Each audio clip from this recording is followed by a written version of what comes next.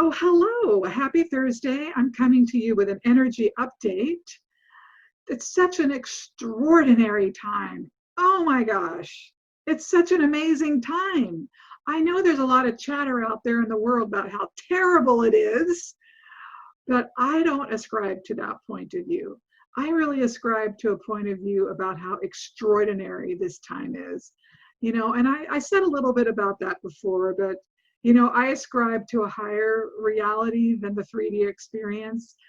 Doesn't mean I don't participate in the 3D experience. It doesn't mean that I don't care about people and their suffering that goes on in the 3D experience. But my attention goes to the higher wisdom, the love, the abundance, the joy that exists no matter what's going on in the 3D experience. So I thought it was a great time to bring back to your awareness the principles of energy and how energy works in the creative process to reach a manifestation.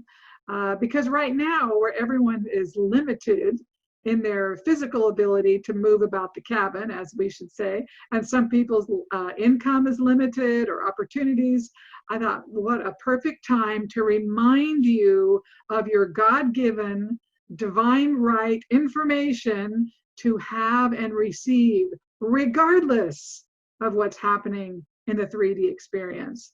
And to begin, we have to remember that everything we have, everything that comes to us, no matter where it comes from, is through the grace of divine guidance, divine mother, universe, source, God, whatever you call it. That we tend to think we're doing it. I'm in control, yeah, as if. But everything is through us. And when we own that power and we take, I don't want to say responsibility, but when we accept responsibility for ourselves and begin to advocate on behalf of ourselves, boy, does it get fun. Holy crap, does it get fun. So, and most of you know I've written The Energy of Abundance. Some of this is in that book. If you haven't read the book, it's on Amazon, of course, certain bookstores.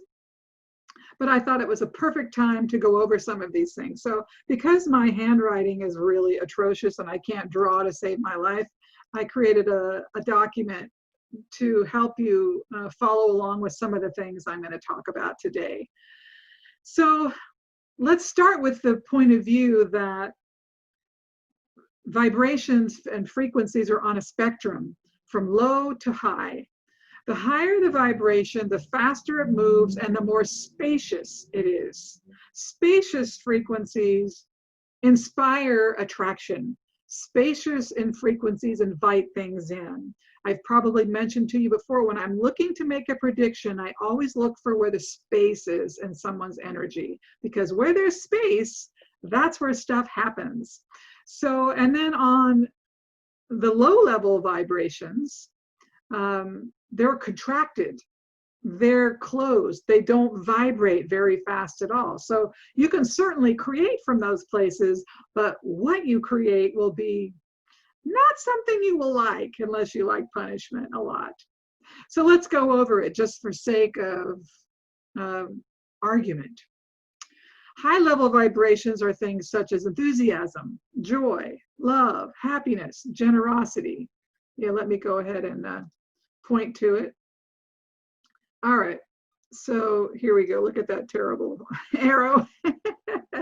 Okay, enthusiasm, joy, love, happiness, generosity, peacefulness, friendship. All of these are examples of emotions or points of view, perspectives that are high frequency vibration. When we're in that space, when we're vibrating at that level, we're just magnetic. Things are going to come to us much more readily. We're attractive in general. Okay, then let's move over to mid-level. There we go. Mid-level are things like, I'm bored, I'm confused, I could give a crap, I'm so frustrated, I'm worried, I'm trying so hard, and I'm just, everything's stagnating.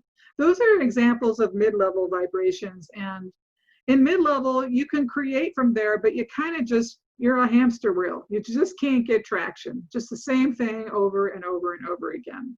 And then we head over here to low level vibrations. Anger, hate, violence, meanness, self-loathing, depression, blaming, and victim. These are the hardest frequencies as they're very contracted and they're very dense. So what you create from here is, not fun. Nobody likes it there. So this is the spectrum. And it's important that, especially now, because things have changed forever. Life has changed forever. We now have pandemic consciousness. Everything that we name has a consciousness to it, even things we don't name. But now we have the consciousness of pandemic, right? And that consciousness will be with us for the rest of my life, I'm sure, however long that is, 30, 40 years, who knows how long I'll be around. But now more than ever, because we have these new fears, these new scary things, and these new control energies that are visiting us via the consciousness of pandemic, we really need to sharpen our game. And what I'm going to talk to you about here as we move forward, we've relied on therapists, energy healers, psychics, what have you, to do some of this for us in the past. It felt like optional. I'm going to pay attention to how I feel. Oh, well, that's optional. It's no longer optional. We have to master this piece, my friends. We have to master learning how to pay attention to how we feel. Why? Because this is the foundation of everything we create.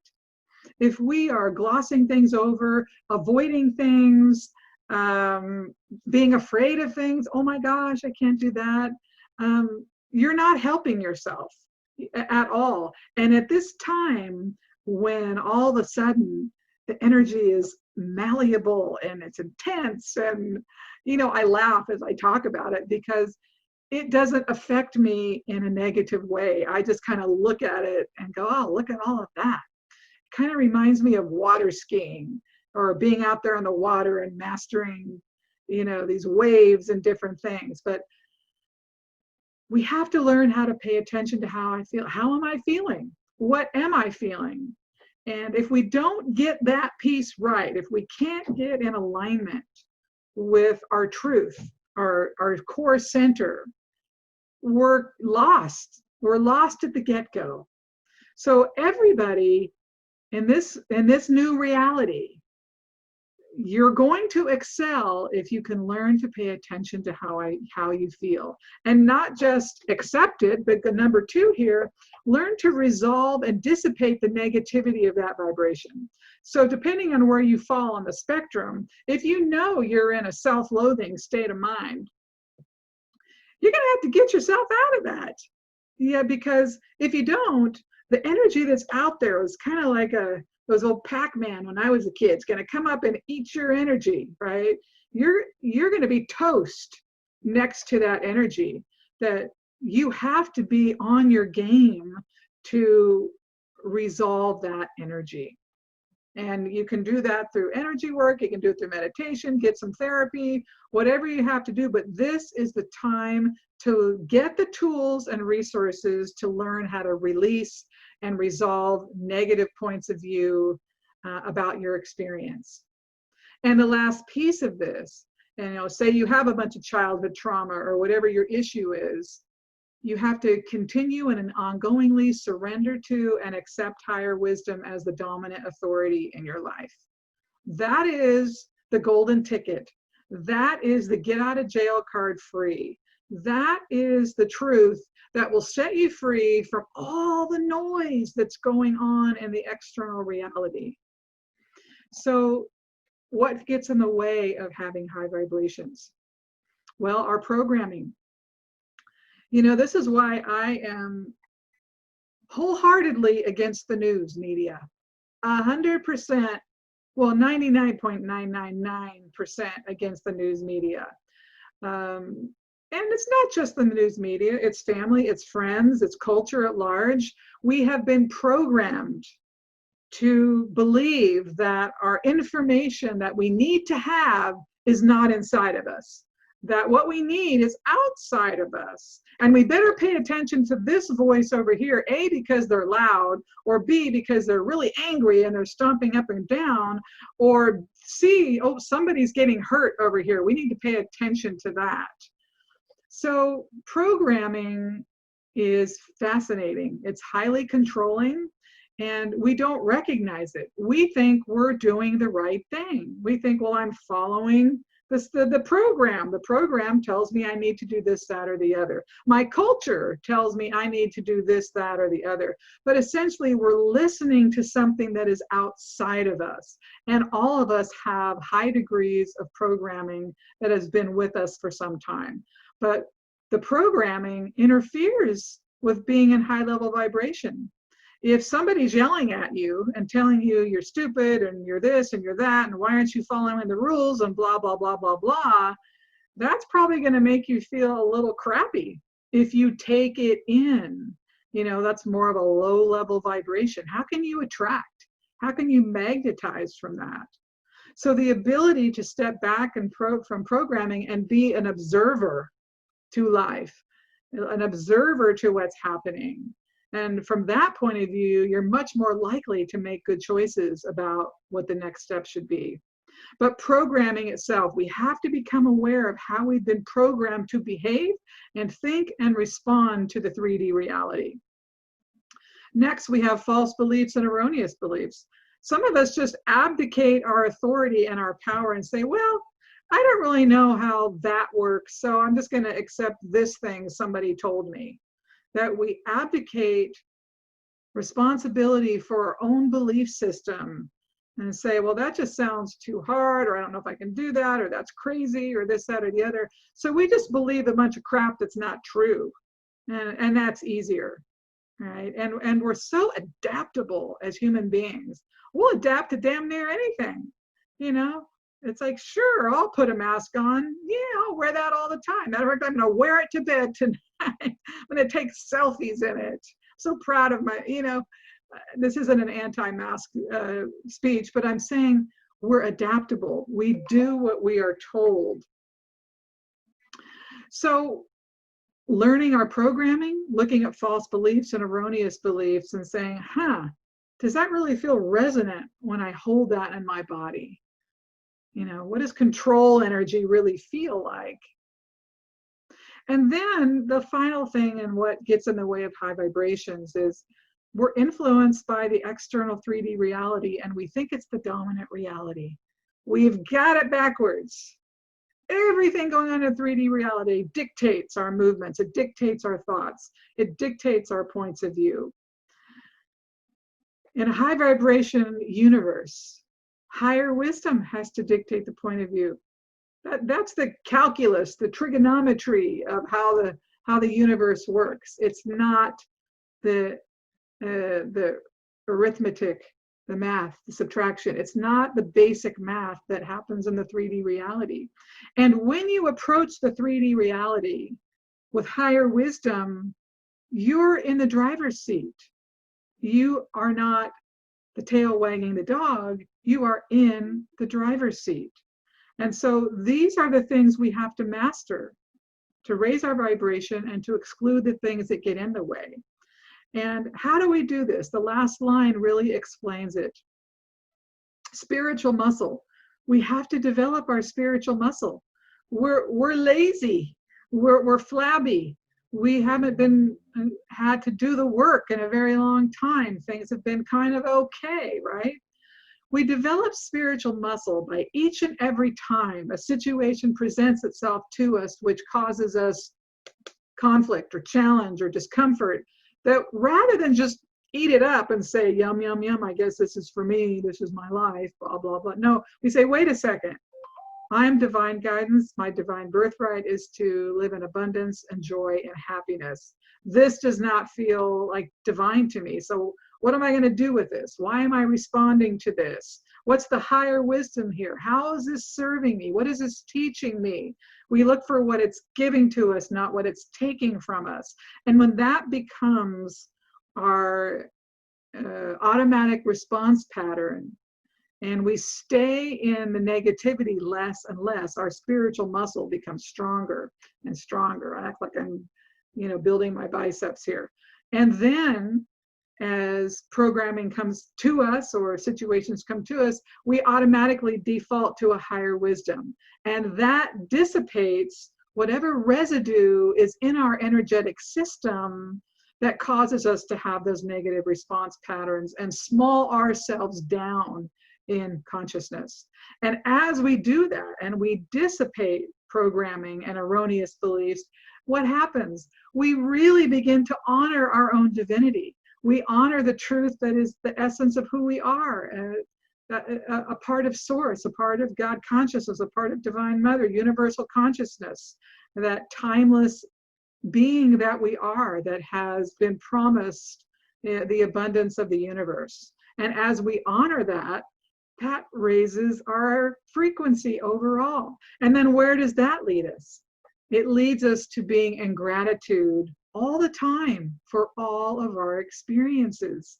Suddenly, even if something is distasteful to the human eye, to the ego, and it's like, well, that's disgusting, or I would never do that, we know that it's far more than that experience, that there's something else going on besides that, and we are grateful for it, even if we don't know the full extent of its impact on the totality. But we live in gratitude, which raises our vibration. And in that, we have developed a consciousness that only recognizes one power in the universe, and that's divine love and wisdom. We don't recognize that there's a power in low-level frequencies. We recognize those are teaching tools, and those are things that have been put in our path to help us evolve ourselves and come closer to who we are. But the only power we recognize is divine love and wisdom. And that's where we always go for our answers. We don't go out there to the government, or certainly not the news media. And we don't even always go to our families. It just depends. We go to that higher wisdom. And that is something we continue to develop with our spiritual muscle and divine intelligence. And that's how we stay safe. That's how we become abundant. That's how we magnetize to us. And so this is an overview of the entire book, The Energy of Abundance.